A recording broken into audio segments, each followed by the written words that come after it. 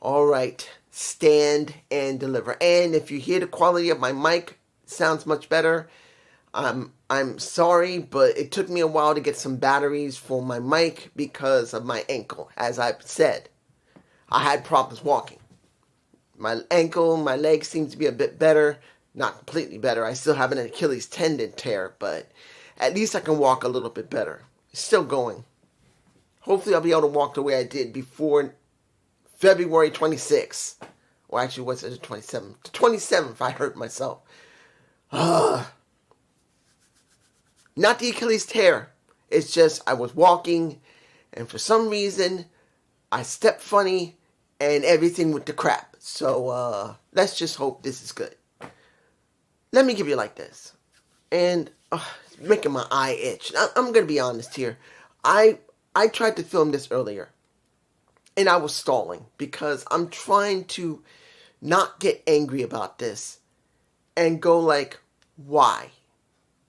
I'm trying to really accept this for what it is, because there's a good chance this is going to be a permanent thing with WWE that they're going to have now. These shows are going to appear on YouTube. Now, I'm sure many people would say, dude, this is great. We're now getting NXT on YouTube. No. It's not great.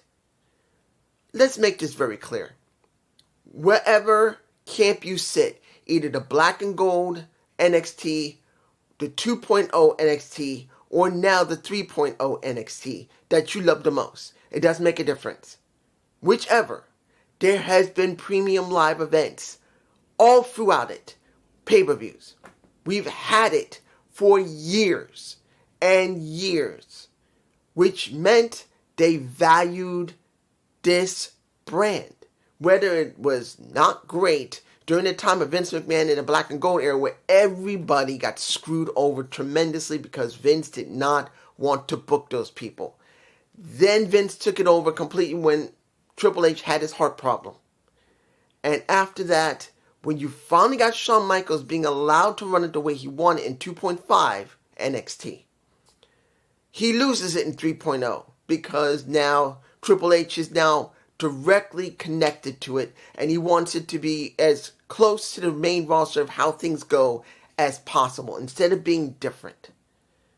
Whether you liked it at the original black and gold, the 2.0 version, the 2.5 version, or now the 3.0 version, it has always been premium live events, pay-per-views. It is to show that this is important to the company. And now, even though they did do Netflix International with it, and Infinity, they put it on YouTube. I think this is just a field test to see if people will like it on YouTube more because they want to save more money. Now, you're going to say, dude, how are they saving money? How? How are they saving money? Because they're going to be making money by doing these live events. I mean, not live, premium live events. See it like this. For the last couple of years, if you look at how these shows have been, in certain cases, they have better matches than the pay-per-views from Raw or SmackDown. I'm not saying the entire card was better. I'm not saying the entire show was better. But at certain points, you could tell the NXT, whatever it was, either it was, not Vengeance Day, but, Vengeance Day, or Halloween Havoc, or whatever special events that were held, like Stand and Deliver. There were certain aspects that took away from the main product. In this case, it was WrestleMania. Remember, Stand and Deliver usually aired on the same day as WrestleMania. And they were not gaining more money. And I think that's what they wanted. They wanted people to care more about WrestleMania, both nights, than about Stand and Deliver. So this might be a test for them to get rid of the premium live event and just stick it onto YouTube so the other shows from Raw and SmackDown will not be outshined. Because they think they'll get more money that way. So in a sense, they'll be saving money in their crazy minds than actually making money. I think it's stupid. I am not happy this happened. I'm not. It's not that I'm a die-hard NXT fan. It's not been 100% bad. I've liked it. But you could tell the quality of the product has dropped for the last year since Triple H has now been a part of creative.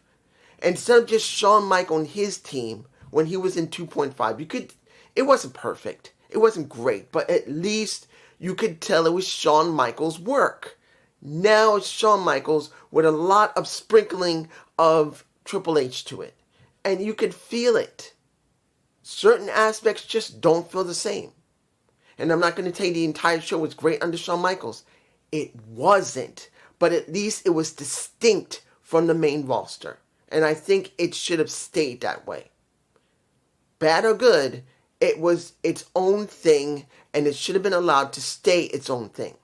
But now, let's look at Stand and Deliver. First, we had the Women's Championship. Now, I know I could be saying, wait, dude. Why don't you ever talk about Sexy Red? I don't want to. I don't care about her. There you go. I spoke about her. I don't care about her. Now, what did we get? Lola Vice versus JC James versus Kendall Gray. Did I believe Kendall Gray even was ready? No. Did I believe JC James was going to keep that title? No. So I really did believe that it was time for Lola Vice to get the thing. She's been working in AAA a lot. She's very well known. I knew eventually they were going to give her the title. JC was going to drop it. I was wondering if it was going to be here in Stand and Deliver. They may have kept it on her because they were going to do something else. But I did feel that eventually she was going to drop it. Now the match itself, let me be honest here. It wasn't a good match. Was it effective? Yes. But if you watch the match, there was a lot of spots that felt very, very... I'm not trying to underplay the hard work that Kendall Gray did. And I'm not trying to underplay whatever work that JC James did or Lola Vice. But you could tell they rehearsed that thoroughly. And it did not feel organic. It felt very telegraphed. Most of those moves were heavily telegraphed. And that's the problem. They made this so you got to practice this move. You got to practice this move. You got to make it look perfect. And it looked really stand out. It just looked fake. For maybe certain parts in the beginning of the match were okay. Parts in the middle, like 3 or 4 areas of the middle, just looked very, very telegraphed. Near the end, it got better. But the middle part is always where it's a problem. For me, personally. Anybody else, more power to you if you loved it. More power to you that you loved how they worked. But if they got to go from one spot to another, you see women just sitting there waiting and standing there and waiting. And it's not like they're trying to plan what they're going to do. You could see them just standing or just sitting there and wait until the spot is done and then run into it. And you could feel it. You could feel that they were just waiting for their spots. And that was the problem for me personally. Now, am I glad that Lola Vice won? Yeah, because she had put in the work. She's not been very perfect as a wrestler. And the main reason she got it was, let's be honest, Cubano, please, stop it. Stop. I don't care that she's the first Cuban American to win a damn championship. She's Latin. How many Latin women have won the damn titles? What about Roxanne Perez? What happened with her? She didn't do that. She didn't need to do it. She's a Latin American. And they're trying to say, oh, she's Cubano. Really? What about every other woman that was Spanish that won the damn title?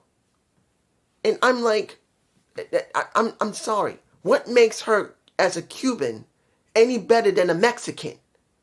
Nothing. They just wanted to make her feel special. And to be honest, it's overplayed. It's overplayed. And I really am not too happy about that.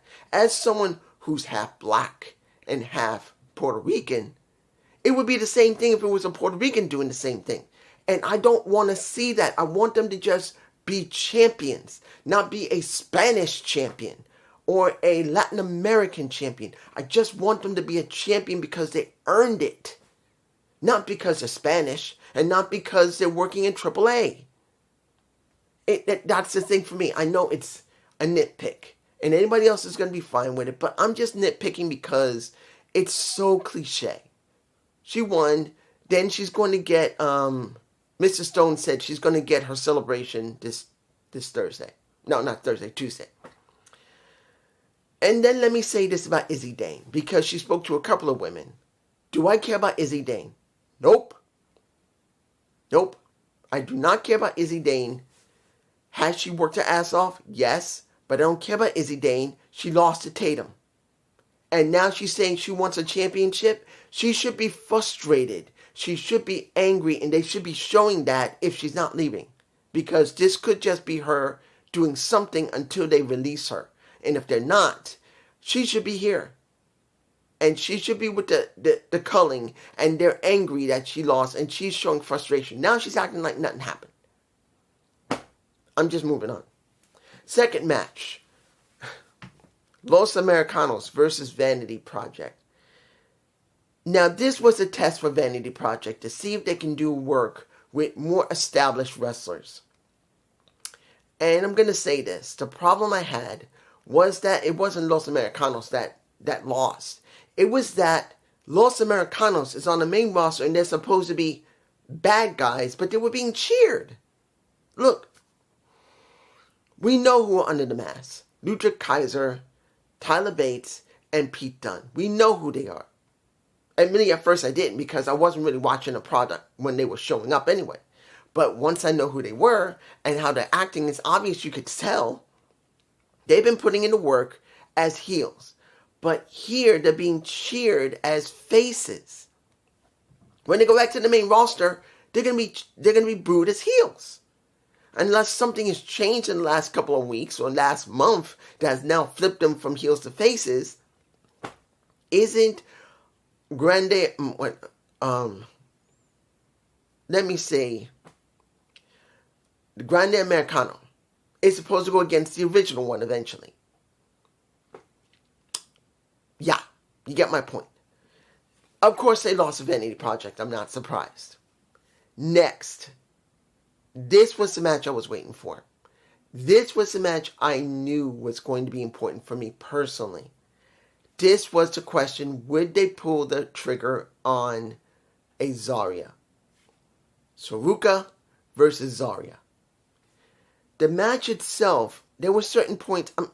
Look, I've always said I love Soroka. I did. I never lied I liked Soroka. I never lied I loved Soroka. But if I'm putting any images in, what the hell is this? She does a forward flip off the top turnbuckle. She doesn't try to at least make it look good to actually look like she's going to clothesline Zarya. She just does a forward flip, not even close to Zarya. And then Zarya has to charge at her and then spear her out of her sneakers. And I'm like, what the fuck? This was bad. And if you didn't notice, this was the beginning of, 3 moves need to be done to get rid of the person who you're up against. Because Zarya got her butt kicked by not just one Soul Snatcher, 3 Soul Snatchers. And I'm like, okay, that's fine. But later, you know what I'm talking about. Later, you notice what was going on. But here's the thing for me. I'm like, what now for Zarya? This is not about Soroka. Soul, she's going to the main roster. It is obvious she's going. She's very popular. She's done very well. People liked her on the main roster. They love her here. She's going to the main roster. The question now, what is going to happen to Zarya? I don't know. I'm hoping they don't release her. Because they put so much effort for last year plus making Zarya have a personality. And if they do nothing with her, this was stupid to pair them together. Because I know people would say, well, maybe this was helping Soroka. Yeah, it did to a certain extent. But Soul wasn't as important as Zarya. Zarya was an international star when she came in, just like Rox. Calm yourself. You look at Stephanie Vakir, you look at Julia, along with Zarya. Those three women were renowned as high regard. I know that was multiple ones, but high regard pro wrestlers. And when they came in, look at Stephanie Vakir. She's been given championships and she means nothing. Look at a Julia who is really important. And what is she doing now? She's going to stick with the Kabuki Warriors, where she's gotten nowhere. She was a U.S. champ, means nothing. And now you look at Zarya, who had a real story. And if they do nothing with her, give her no development beyond working with Soul, it was like a joke. She should never came to the company. Because she's the only one that got real story. And they do absolutely nothing with her. And if they just leave her in the back or release her, it sucks. I'm just saying. Next, Johnny Wrestling versus a Miles Bourne for the North American Championship. Bourne won the match. But this was a question of, will they do something with Johnny? Can Johnny still go? And Johnny could go. Johnny was very well polished. He knew what he needed to do. Now, 3 born-agains had to be used on Johnny Gargano to lose. Ergo, what happened with Zarya, same thing happened with Johnny. And I'm like, nothing wrong with it. I was cool with that. The question now is, what's going to happen with Miles Bourne? If Miles had lost here, he could have a reason to continue going up against Johnny. There could have been a real feud. But that didn't happen. You got Dion Lennox. He came in with a steel chair, whacked him in the back. And now he wants a shot. But that started something in Dark State. Thank you. I didn't care about Dark State. Let's make this clear. When we saw Cutler, let me give it to you like this. Cutler didn't say anything. Osiris didn't say anything. It was Suge. Suge is the one who said something. And he said it, bruh, you're the one who's making this about yourself. You're not doing anything for us. You didn't even tell us. That is the beginning of the end. Finally, they're doing something that I am interested in seeing, the implosion of Dark State. Are they going to get rid of Suge? Or are they going to get rid of Lennox? Because that's the key here. It's either going to be Lennox or it's going to be Suge. It will leave Dark State. Or will they just break up and just not do anything anymore? Because that is what's needed here. I don't care about Dark State as they are. But now the question is, Dion, he has basically gone off the reservation, as he used to say. He's doing whatever he wants. And Suge has now called him out and apologized, but still he called his ass out, which normally people get got. So now the question is going to be, is Suge going to get got? Or will be Dion Lennox is going to get got? That's the question. Final match for the World Championship. Ricky versus Joe, which is Tony D, which is Ethan Page. I'm going to tell you this. I did like the match. I think I liked the match more than any of the other matches. It wasn't perfect, but I liked it because of who was going to be the one who was going to win. Tony D. I knew Tony D had to win this match. Out of everyone there, they didn't need the title. Each of them have already been champ. Tony is the only one that wasn't. And he had the most amount of development, where only one other person's got more development, and that was Zarya. Now you're going to say, dude, Zarya hasn't had as much development as Tony D. He had his own faction. He had his own feuds. He lost his family. Then he comes back and does this. Yes. But I'm talking about someone who was not homegrown, who had to get development, compared to someone who did get development. He went from being here to going up to here. Zarya was here, and she needed to go from being here to up here, so she would mean something. So with Zarya, in my mind, she needed more development because, like I've always stated, anyone who comes from the outside, whatever they've done means nothing. They need to be built up. And Tony, he was here. And he came up to here. So for me personally, yes, everyone's going to say Tony's development is way better than Zarya. My thought is, you got an international star in Zarya who had to prove herself in a storyline with someone who's no better than Tony, which is Soruka. But it doesn't mean that Tony D didn't have development. He had great development. Overall, he's got the best development in the entire roster. He did. Still has. And it's still going. But the key here is about what you do with that person as you're developing them. Tony and Zarya are dead even. Zarya's a little bit more because the question now is, what are they going to do with her? Tony, I knew he was going to be fine, and they're going to keep developing him. Nothing is going to change for him. He's not getting released. I just don't see it. Zarya's the question of, will they release her? Seeing that he won that title made me very happy because I know he deserved it. He worked his ass off to look good, and he did it. The question now is, who's his first challenger? Is it going to be Ethan? Is it going to be Ricky? Is it going to be Joe? Which Joe does have a the rematch clause is going to be a big question because Ethan and Ricky are going to be messing with him. So it's hard to say when he'll have that. But it's just me. I just, that's how I feel. So was this a good show? No and yes. Because I'm not happy they threw it on YouTube. Hell, during the first match, and I believe I didn't even say this, if you didn't notice, the screen kept flickering.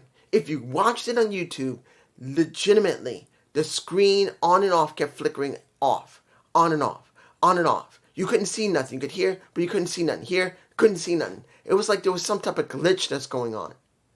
And then just seeing them on YouTube with commercials.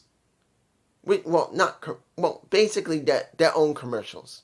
And just background on people from Evolve, which I didn't care about yet. But I really didn't feel good knowing that YouTube was being used here. If they started on YouTube, got off and went back, I could understand. But no. I am not fond of this. It feels like, to me, they devalued the brand. That's it. And this is a test to see. A test. Not because they think the brand won't produce money. They just don't want money to be taken away from the main roster. Someone must have said, you know what? Let's throw this on YouTube and see if anything will change. If they hate it more. Or if they love it more. If they do, we can throw it on there permanently and save some money. Not just an operational cost, but we don't lose so much with the main brand. We don't lose more from Raw or SmackDown when they do the PLEs because this won't be in the way. Because remember, a lot of the momentum from them building into their PLEs kind of gets undercut because of NXT. So now, if they do this, it won't be the same because they won't even be competing anymore when it comes to a PLE because the PLE won't be in existence. It will just be on YouTube. It'll be just like AAA. And you know what I thought about AAA. What did I say about AAA? Hell, at 10 o'clock, AAA is supposed to have an episode on YouTube. Do you actually care about AAA at this point?